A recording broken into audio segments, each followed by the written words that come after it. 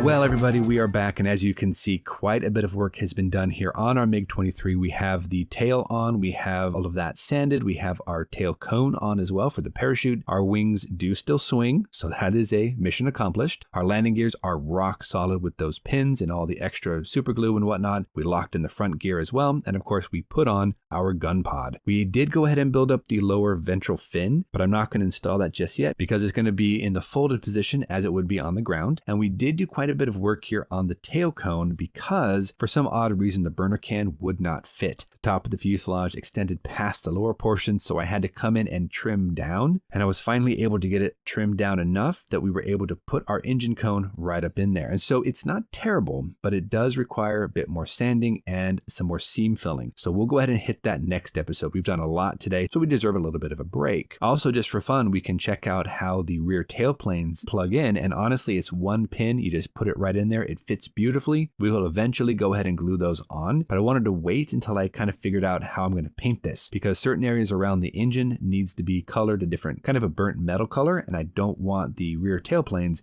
interfering with masking. And of course, we have our front canopy glued into place, but only the front windscreen. The center portion of the canopy is not glued down. It's just airbrushed with that nice emerald green by Mission Models. All of that for the interior framing is painted, and we are ready to go ahead and hopefully next episode come back and start priming. Though I do need to come in and do a little bit of sanding here and there. Also, we did go ahead and put on that rear tail. Did do quite a bit of sanding and making sure that we didn't have a step between the wings, the shoulders, and of course the the fuselage, so that worked out really well. The wings do work, like I said. They are a little stiff, but that's okay because before they would flop around like a fish out of water. I did put on some of the rear details like these vents. Went ahead and glued those on. I did have to take them down quite a bit though because they sat so high up off the fuselage, and the references showed them to be pretty compact and a little bit lower to the fuselage, so I went ahead and sanded it down, and I like how that looks. Yeah, we are moving right along. Very unique looking airplane, very interesting design, but a little bit of work too, and we're not out of the woods quite yet, so lots more to do. But that's going to do it for us today, guys. Thank you so much for coming along here on episode 5. Come back next week for episode 6, where I'm hoping to go ahead and get even more done, maybe do some priming, some pre-shading, maybe work on the weapons, and get this thing a little bit closer